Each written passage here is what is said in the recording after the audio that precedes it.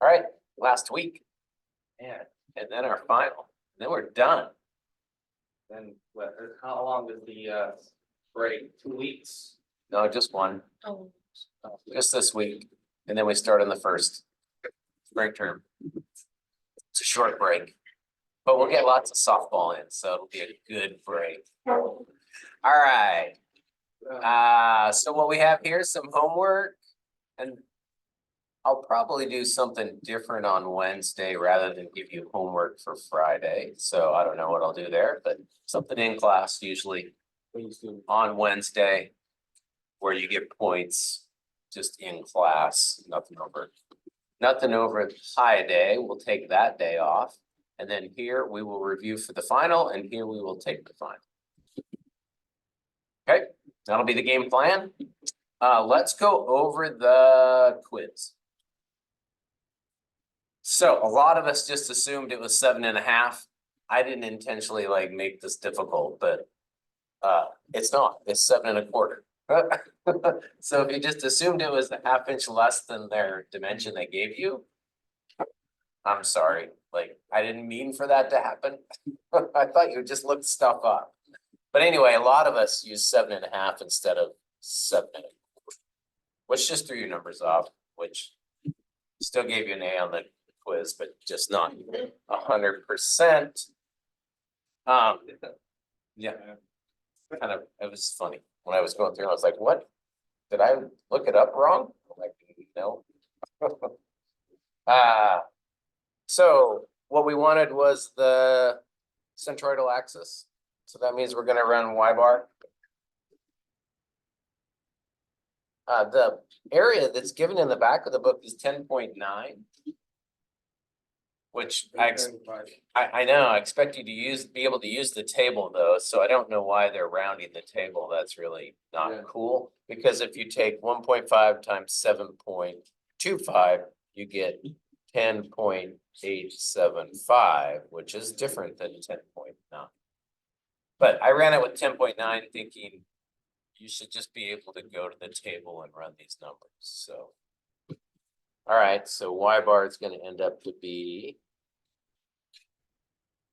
And these two can be done together because they're in the same position. For Y bar is the same for both. So area, I'll use 10.9. Y distance is half of the 7.25, 3.625. So that is A1, I'll call this 1, this 1, this 2. That's A1, Y1, and there's 2 of them. So I'll just multiply by 2. Then we got to add the last one. I'll put it down here. Plus, again, same area, 10.9. But now we have a new Y distance to here. The way I got that was I just used this 725 and subtract half, which is 3/4 to get 6.5. All that over 3 times 10.9. Yeah. Somehow I get confused, so I rather do the table. Yeah, that's fine. I saw your table. I mean, you can do it that way for sure. 4.58. Y bar equals 4.58 inches. And of course, we would need that then to get inertia. So that's why we need this thing. Because at some point we need inertia, and we need inertia around the composite centroid, not individual centroids. So there's that.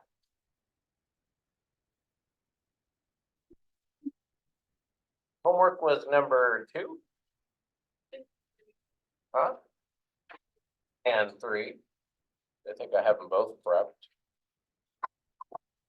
Yeah. And number 2 wanted to know what?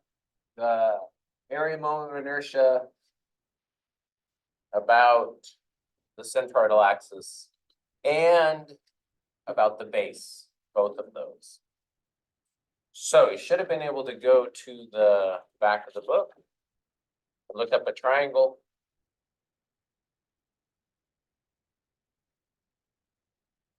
The x sub O is the neutral axis. Centroid, that's base height cubed over 36. And then the position is just like a regular triangle. 2/3 the height from the top, or 1/3 the height from the bottom to find that location. Base height cubed over 36.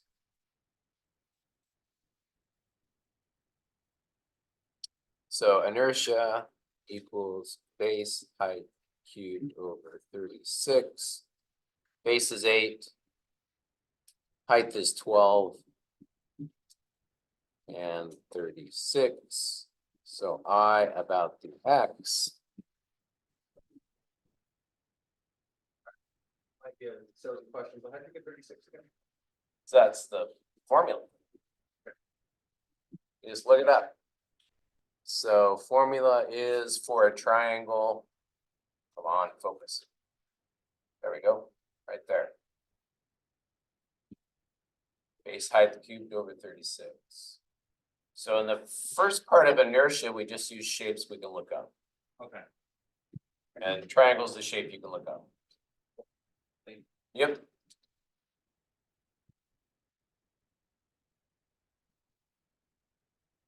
So that is 12, 3,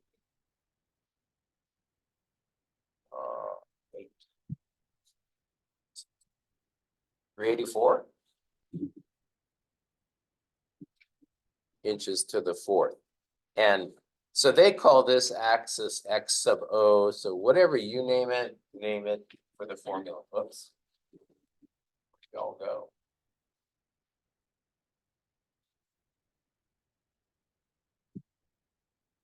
Right? So I named the bottom x prime. What do they name the bottom? Just x. So the book's doing the same thing. So x sub O is that. So it's inertia at that neutral axis. And then x, I sub x, is down here at the base.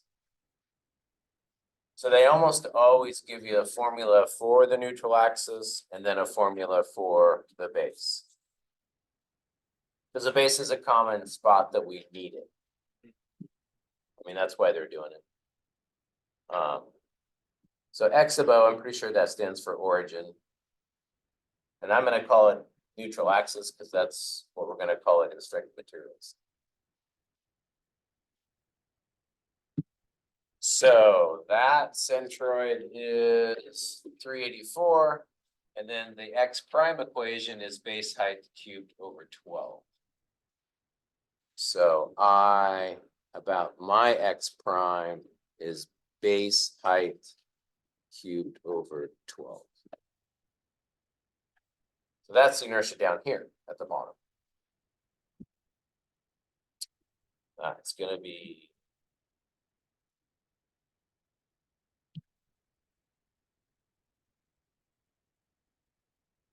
$11.52.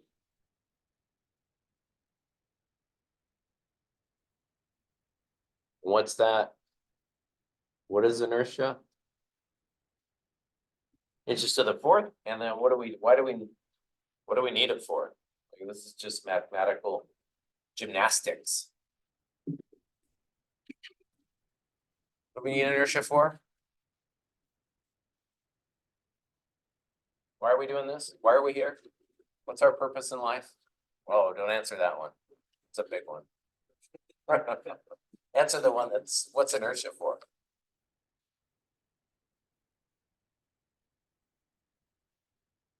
It is an indication of resistance to bending. It's really its only purpose. Lets us know that this shape is either good at bending or not good at bending. The higher the inertia value, the better.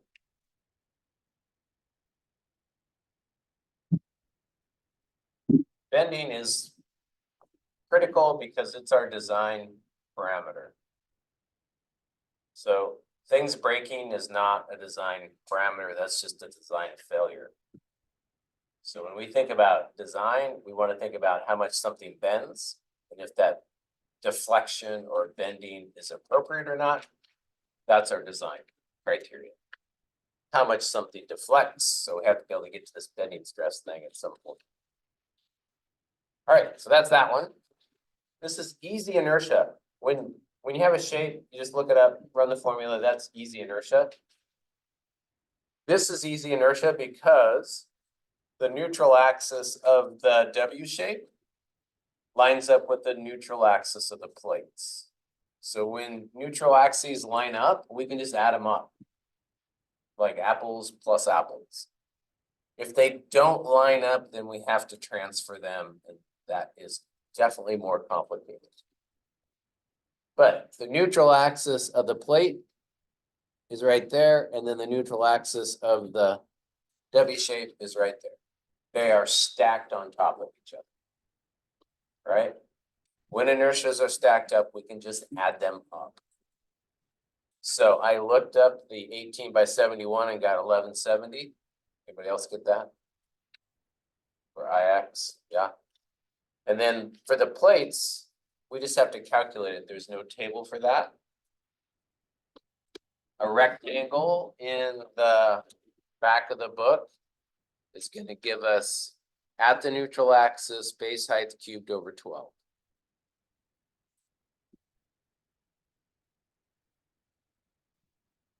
So the plate inertia for one of them is base, which is 1 inch, height, which is 15 cubed over 12. So normally you want to number these or somehow keep track of stuff if you have a lot of things going on. I'll call this 2. So this is going to be the inertia of number 2 about its origin. Some kind of notation is good to keep track of this stuff. So this is Ix of number 1. This is number 2. Maybe there's an X in there too. What is that number?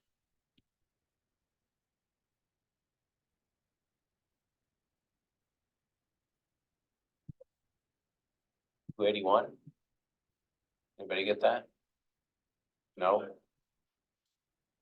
Try that again. I think it's right.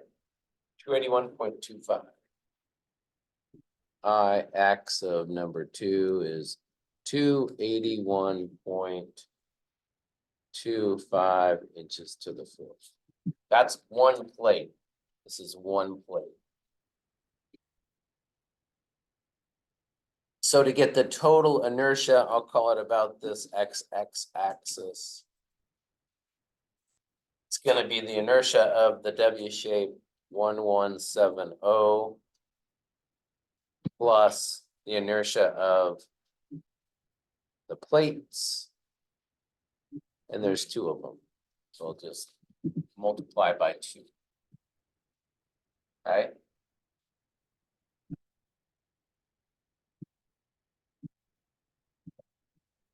$1732.5.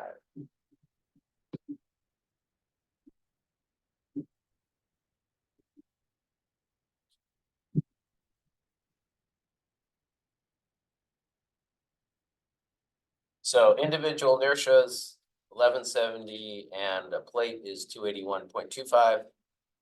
Since they all line up, we can just add them up.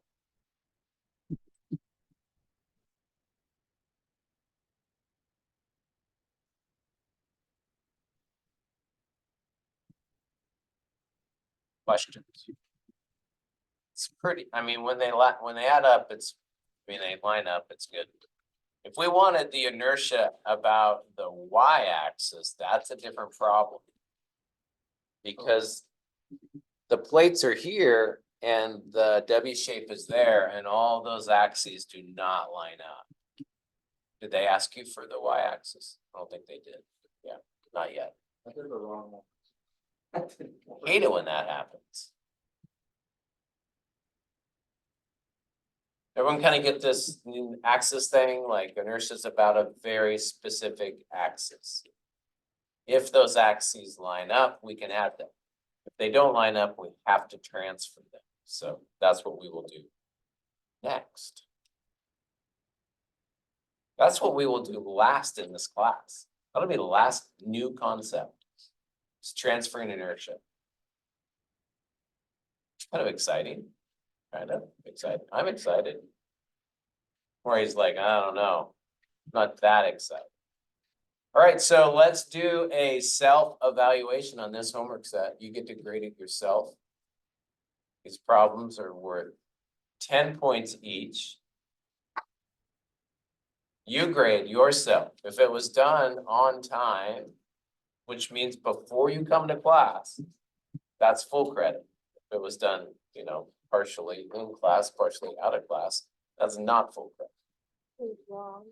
Huh? If it was wrong, if there was just a mistake and, don't be hard on yourself. What if you got the wrong problem? I'm really just advocating for you to do it. I was. You're still doing work, you're just doing Yeah. wrong work, right? It's not gonna really work at work, but it might work academically. Anyway, grade it. You grade it.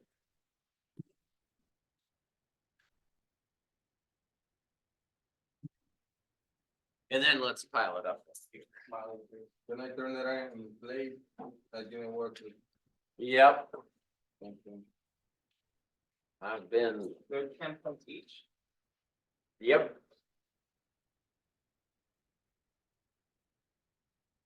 Then we have to do transfer inertia. 1.5 question.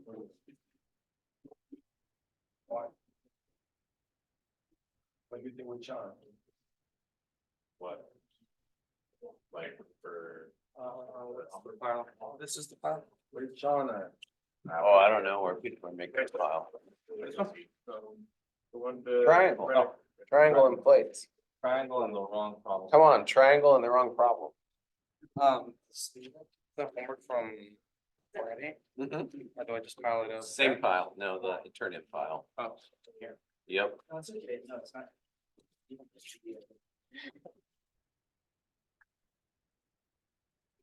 Next time, so this is since it was 1.5 by 7.25. Should we just Google every single Not Google, it's in the book. Google. Oh, if you don't have the book, yeah, you Google. Yeah, if it's structural lumber or structural steel, look at it. Perfect, yeah. Thank you. No problem. Sorry about that, I didn't anticipate Wait, that. which pile are we putting? I don't know, whatever pile you want. That's the homework pile. Right there. Some people are turning in late stuff, yeah. I know, Gina, it's hard to keep track of. Trust me, I'm trying to keep track of it.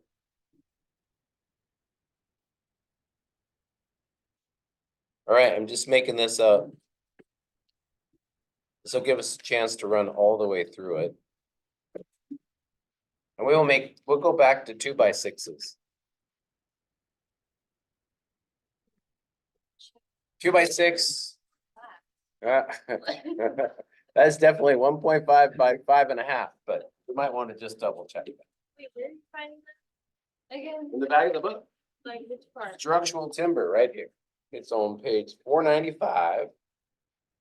2x6, 5.5, 1.5 by 5. Oh, Area 8.25. So yeah, on these problems, you just want to right away look up the information and just write it down. Like we're gonna need the area. For a 2x6, it's 8.25 inches squared. And Ix for a 2x6 is 20.8 inches to the fourth. And that's in the strong position because they only give you inertia in the strong position for some of these shapes, like this shape. We only get Ix, we don't get Iy.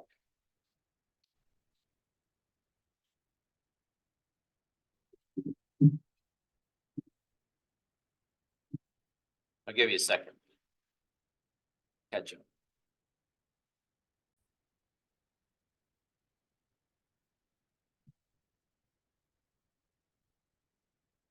Number our shapes.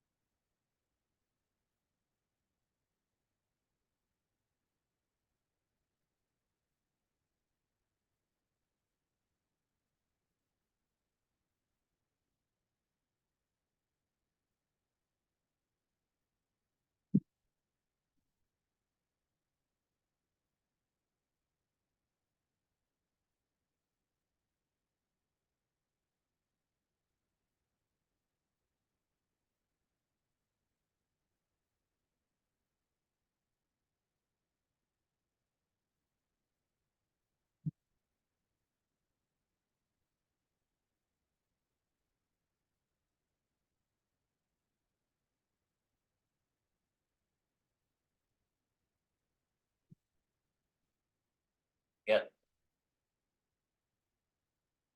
4.5833. How much? 4.5. Less. I believe you.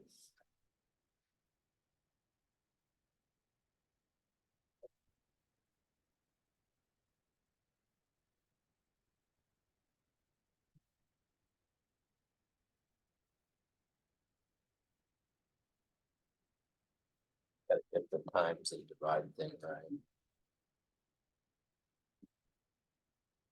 4.5 inches.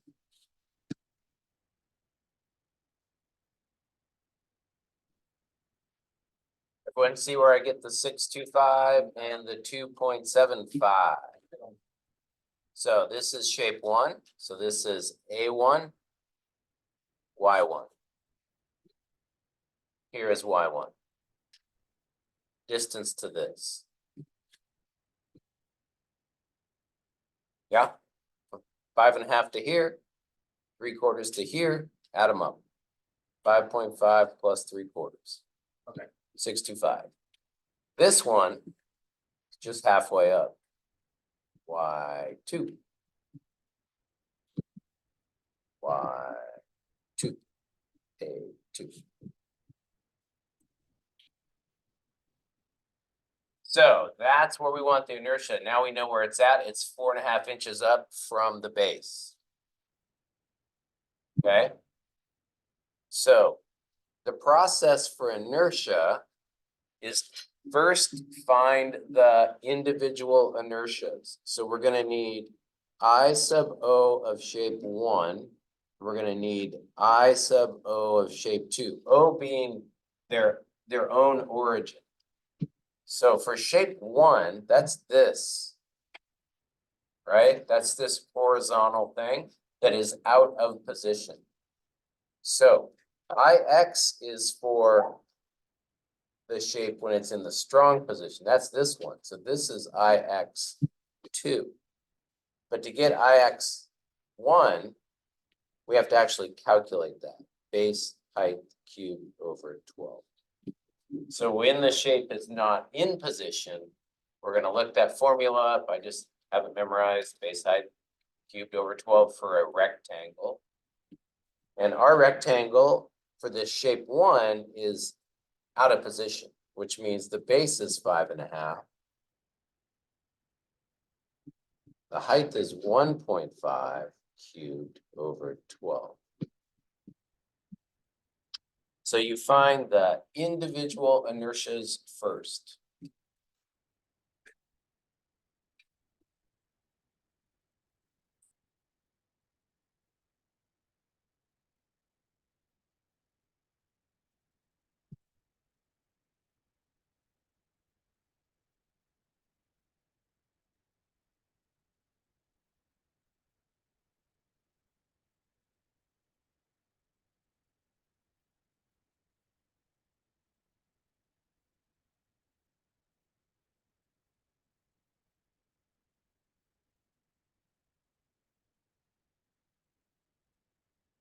So that's this inertia about this axis.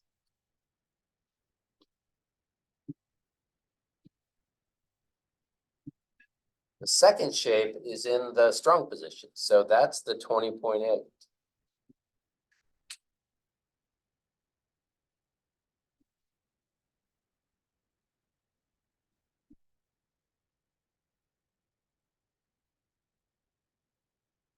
It's the 1.5 also, which is cube or inches.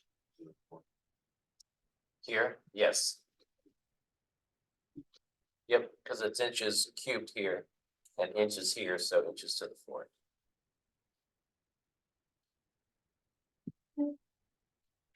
Okay, everyone good with that? Kind of get it? Like, okay, this one's out of position, I have to calculate it.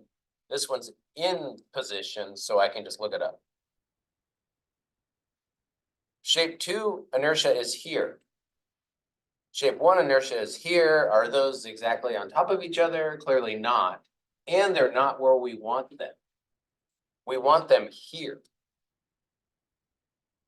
Right? If we can get both of those inertias at the neutral axis, then we can add them because they're at the same spot, but they're not there now, right? So we need to learn how to transfer them. The formula for transferring inertia is I sub O, that's these guys, plus AD squared. That is the transfer inertia equation. Meaning we take the individual inertia and we add to it area distance squared. Okay, the distance is the distance you're going to transfer. So for shape 1, it's D1. For shape 2, it's D2. These transfer distances. Big drawing helps. And we know Y bar is 4.5 inches.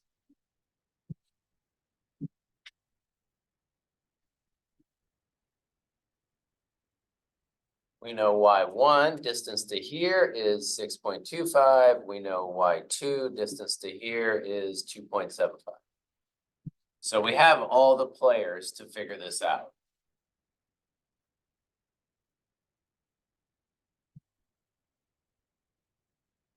So if I was going to transfer this first shape,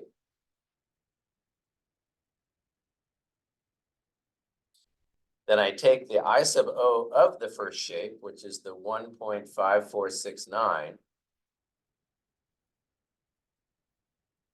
Oops, it's true. That's this I sub O, its own inertia. I'm going to add to it area, which is 8.25. And D for the transfer distance for the shape. So if I'm doing shape 1, that's D1.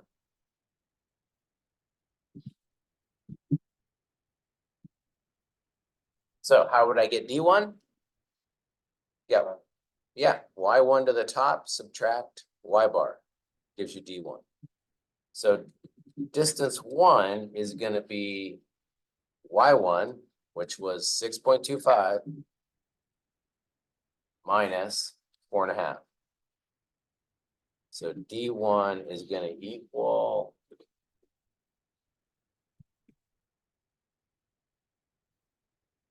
175.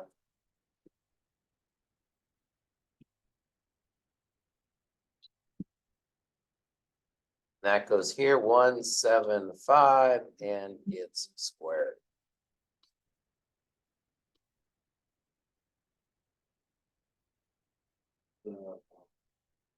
E2 is the same. Is it really? Yeah. That's weird. 4.5, not that I don't believe you. Minus Y2, which is 2.75. Oh, yeah. 1.75. That is weird. That's not normally the case. That is a coincidence. So let's finish what we're doing here. So the first shape moved to the XX axis. It's going to be, run the numbers here. Don't forget to square your D number.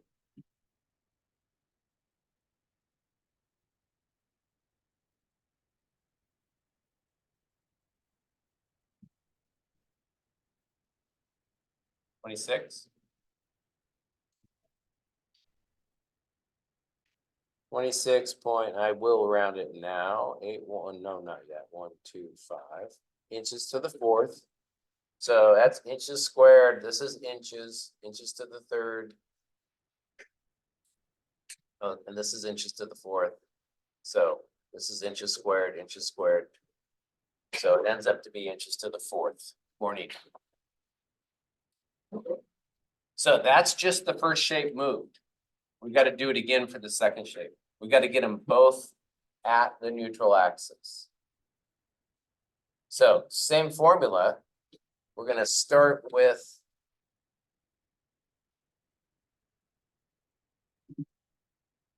the inertia of the original shape of number 2, which is 20.8. And then we're going to add to it area 8.25. Oops.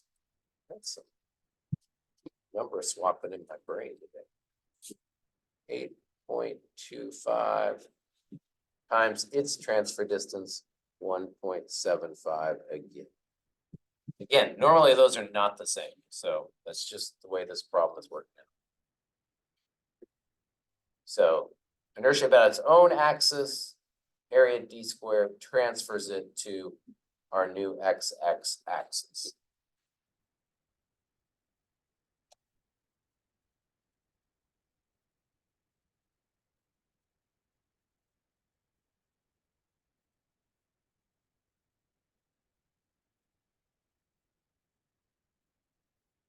$46.066. This is I of the second shape.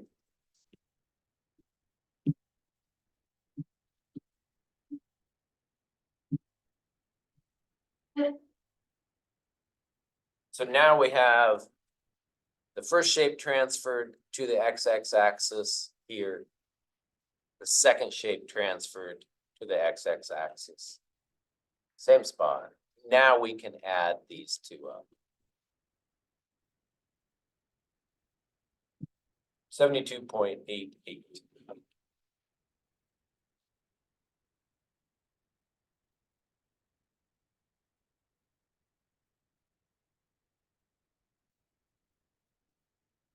Transferring inertia.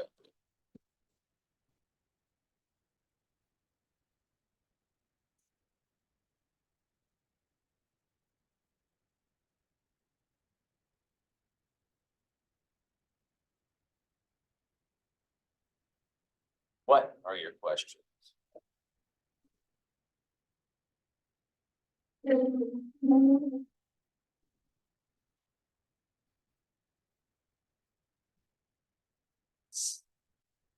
Yeah, that's a great question that I cannot answer. Back on the day they were born. Back in the days, yeah, before social media, like people just did mathematical problems. That's all we ever did. Yeah, I don't know.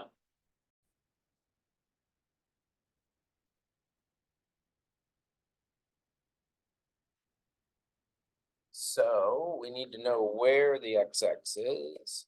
That's gonna be y bar.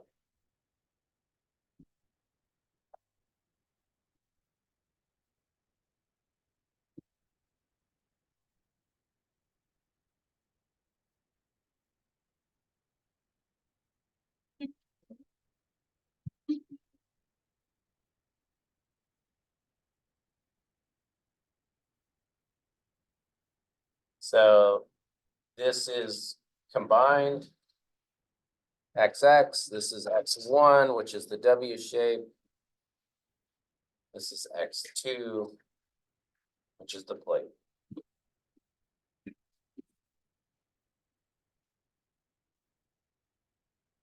The D depth of the 150 is 160.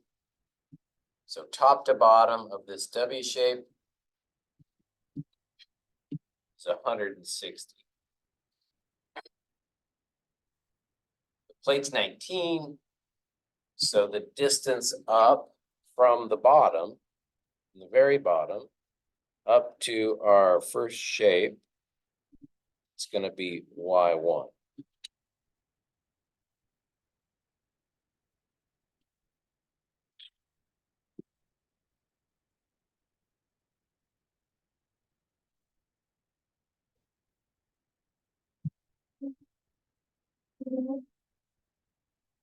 Gotta be careful here.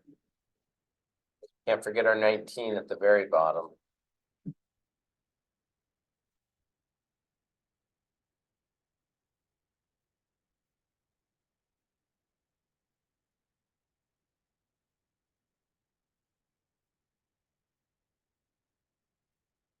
A1. Should look that up. 3060. Perfect. That would be millimeters squared. This is millimeters.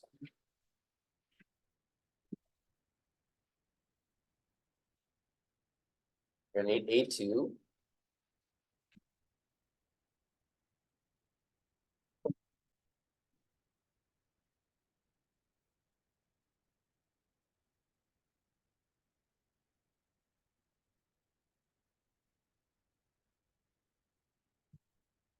Wait, 50.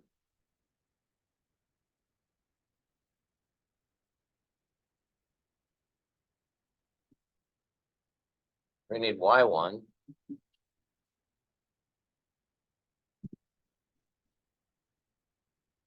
So that's gonna be equal to 19 plus 160 over 2, half of the 160. 99.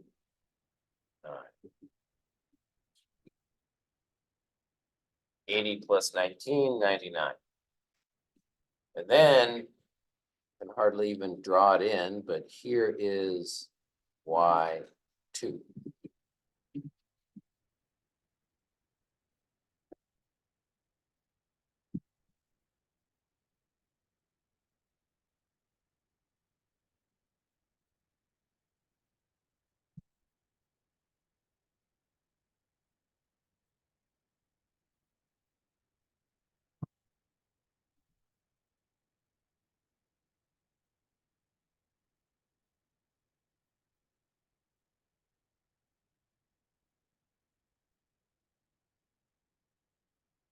So Y bar is going to be area 1, 3060 times Y1, 99, plus area 2, 2850 times Y2, 9.5, all over 3060 plus 250. Be pretty close to that 99 number. Should be shifted down a little, I'm guessing.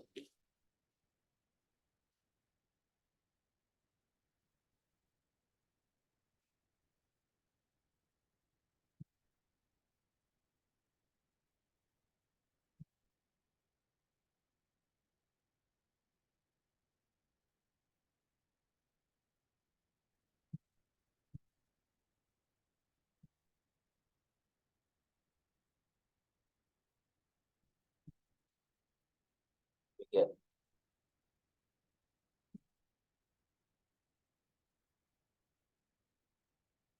5584.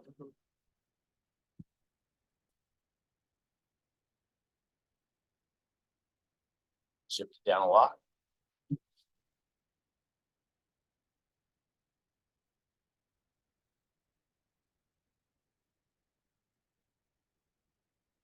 All right, so that's your first step, is to find that neutral axis. We're focused on X right now. You do Y separately.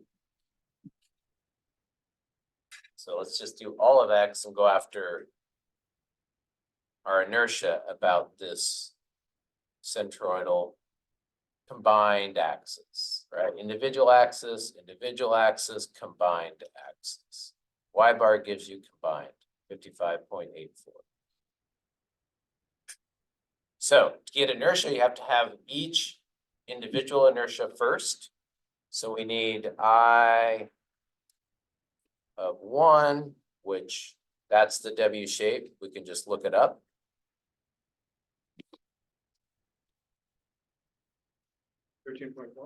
Anybody got that? 13.4 times. Look at the unit, the top of the table. Times 10 raised to the 6. Yeah. So 13.4 times 10 to the 6th millimeters to the 4th. Huge number. Huge number. Oh, where did you get that? So where do we get the inertia for a W shape? If we're given a structural steel shape, where do we get that inertia? Back of the book. Just look it up. Huh? 184. It is page 488. It is SI units, so you gotta make sure you're in the right table. And then down at the very bottom is 150/24. So then you cruise along and you're looking for the inertia about the X. So cruising along, boom, found it. The unit, right? 10.6. I mean, 10 to the 6th. The number is raised to 10 to the 6th. So 13.4 times 10 to the 6th.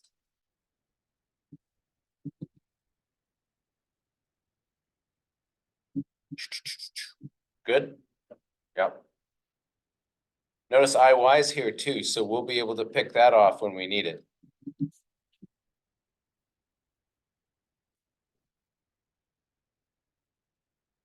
All right, so we have that one.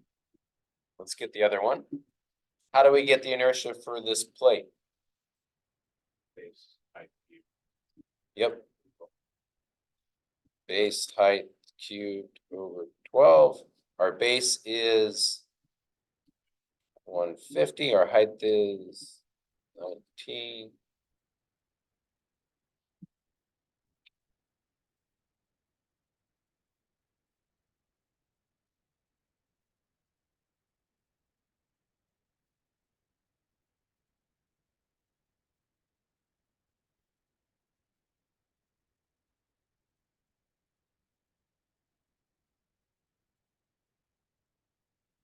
Da, da, da, da, da. 85737.5.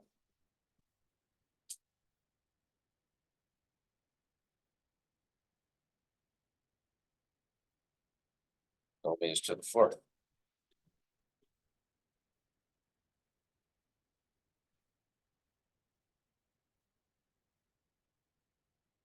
Okay. Do these inertias, are they in the same spot? Are they where we need them? No. We need them here. One of them's here, one of them's way down here. So we have to transfer these things. So that means we need D1 and D2 transfer distance for the W shape is right here, not to scale. But that's where it is, from there to there. And then transfer distance for D2 is from here to here.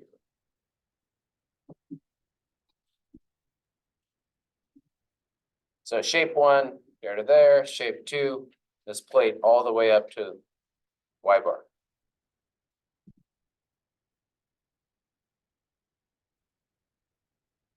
So Y bar was from the bottom to this composite. That was the 5584.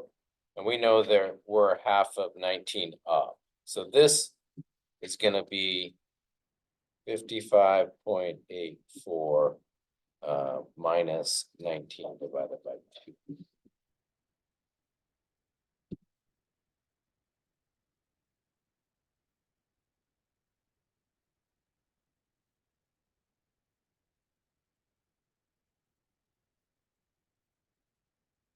$46.34.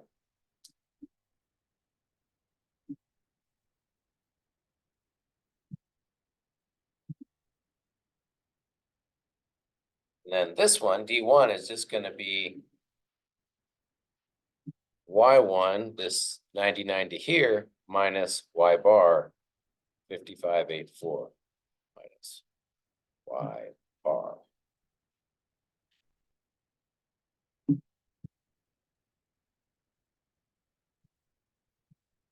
So Y1 up to here, 99. Y bar, 55.84. 43.16.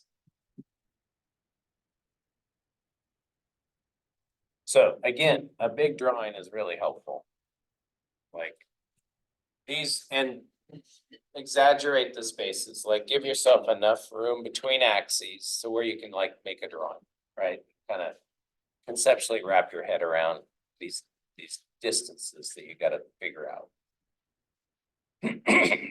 So with D1 and D2 and the area of 1 and the area of 2, you can put together the transfer formula.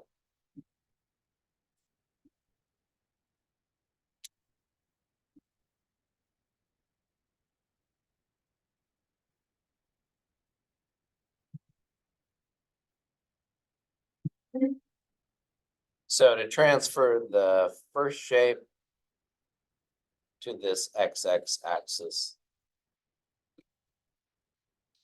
You're gonna use the first shape inertia, the 13.4 times 10⁶. That's this one. Then you're gonna add to it area of the first shape, which was 3060, times its transfer distance of the first shape, which was the 43.16 squared.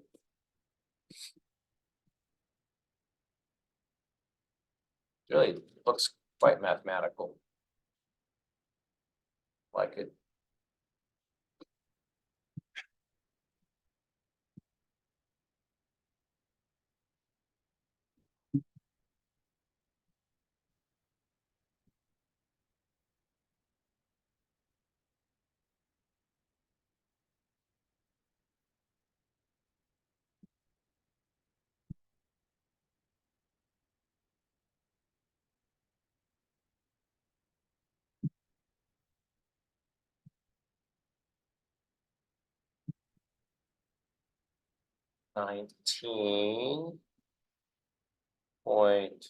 We'll just call it 1 e⁶.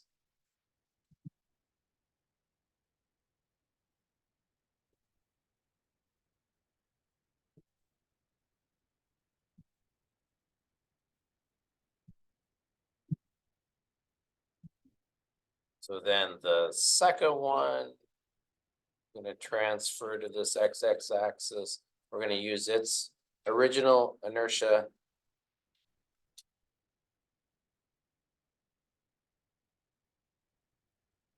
Add to it its area.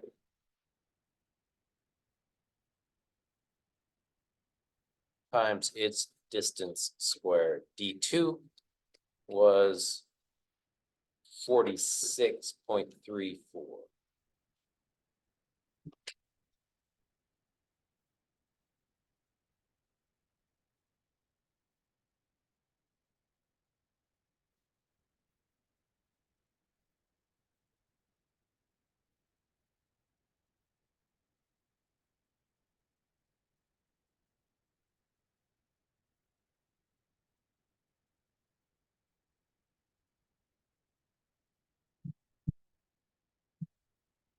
Six point two. 6.21 e⁶.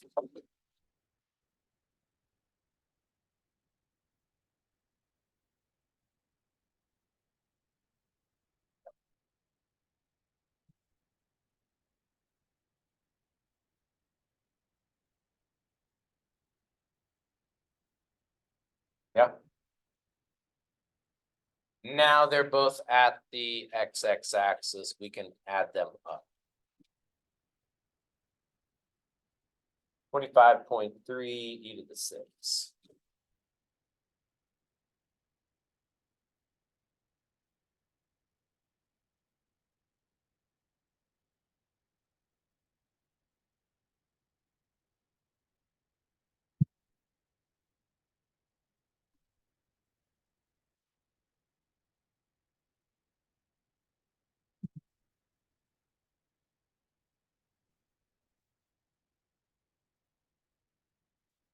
Good time.